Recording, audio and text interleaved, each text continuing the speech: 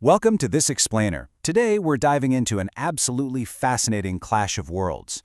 I want you to imagine being a highly rational engineer, someone who designs complex systems for a living, a person whose entire worldview is built on logic and mathematical certainty. Now imagine that exact same person suddenly coming face to face with the literally impossible, not just once, but over and over again throughout an entire lifetime.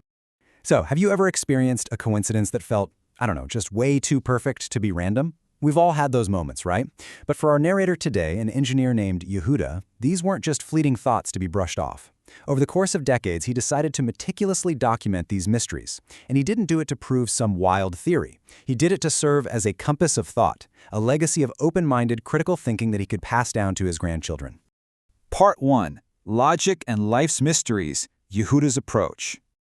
Okay, let's dive into this. To really grasp the weight of these bizarre events, we first have to understand the mind of the man experiencing them.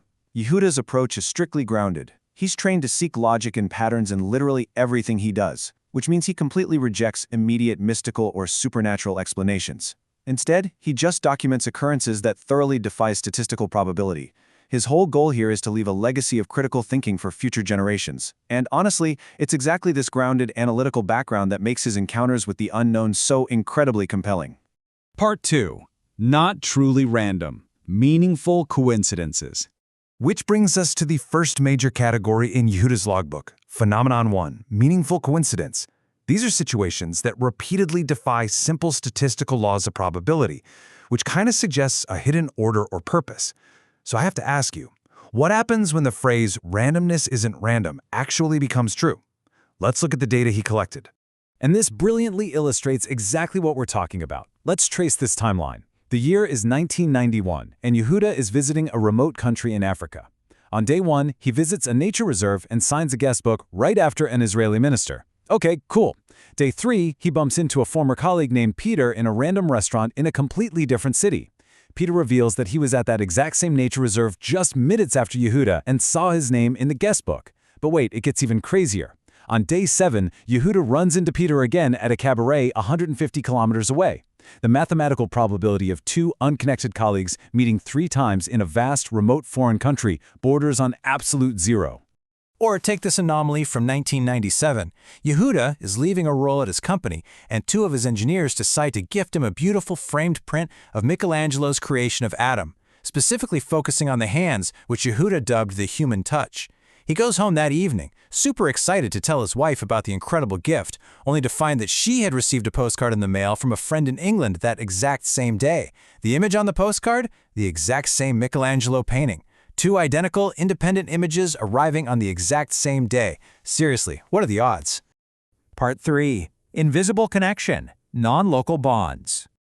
But Yehuda's mysteries don't stop at mathematical improbability. They move right into the profound bonds between living things. This is Phenomenon 2, Non-Local Human Connection. It's defined as an invisible form of communication or energy transfer between people separated by great distances, who usually possess strong emotional bonds. Maintaining our rational anchor here, Yehuda points out that it really doesn't matter if you label this telepathy, intuition, or energy transfer. The actual, factual experience of this connection simply cannot be denied by anyone who has felt it. So the crucial point is, these aren't just abstract ideas, they're real events happening to real people. Yehuda documents a chilling instance involving a colleague named Rachel.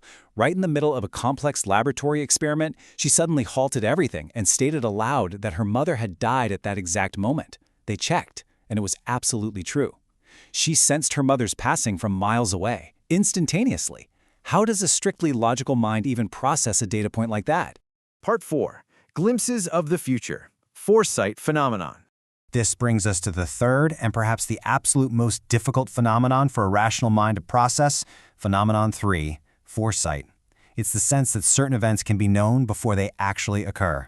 As an engineer, Yehuda knows time as a one-directional vector, right? It only moves forward. So I want you to think about this. What happens to the fundamental vector of time if foresight is actually real? It breaks the very physics we rely on. Now, what's really interesting here is how Yehuda attempts to logically explain the unexplainable by proposing 2 competing theories. First, we have statistical inevitability. This basically suggests that what appears as foresight is just the logical, hypercomplex convergence of multiple independent factors. Think of it like your brain doing math so incredibly fast in the background that it feels like you're predicting the future. But the second theory is much wilder: circular time. This posits that time is not strictly linear in human perception, allowing the mind to process alternative temporal information, much like that eerie feeling of déjà vu. Part 5. Lessons from a dog. Bros the teacher. Let's move along and see how this all builds up.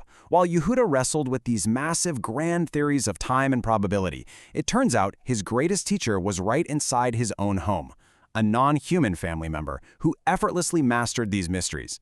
It's always kind of funny when a family pet manages to completely outsmart a highly trained engineer. Bros, the family dog, routinely demonstrated an energetic connection that just completely defies pure logic. For instance, he would sense Yehuda's approaching car long before it arrived, even though they lived in a high-rise apartment facing entirely away from the street. During evening walks, Bros would refuse to enter the elevator until Yehuda's wife joined them, somehow just knowing the pack wasn't complete.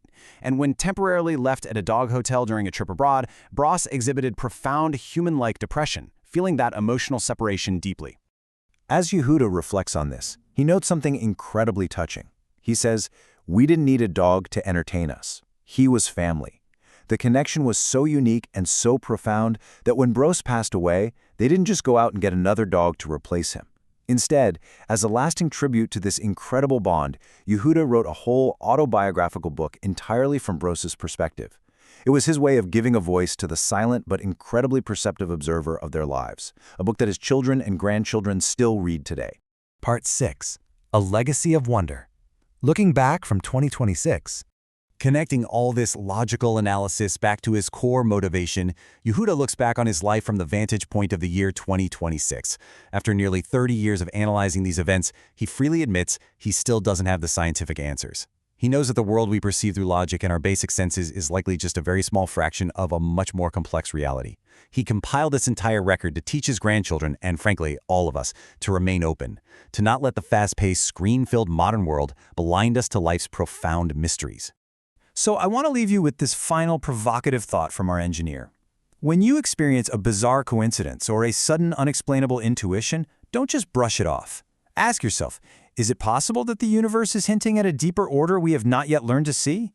Keep your eyes open, embrace the wonder of the unexplained in your own life, and thank you so much for joining me on this explainer.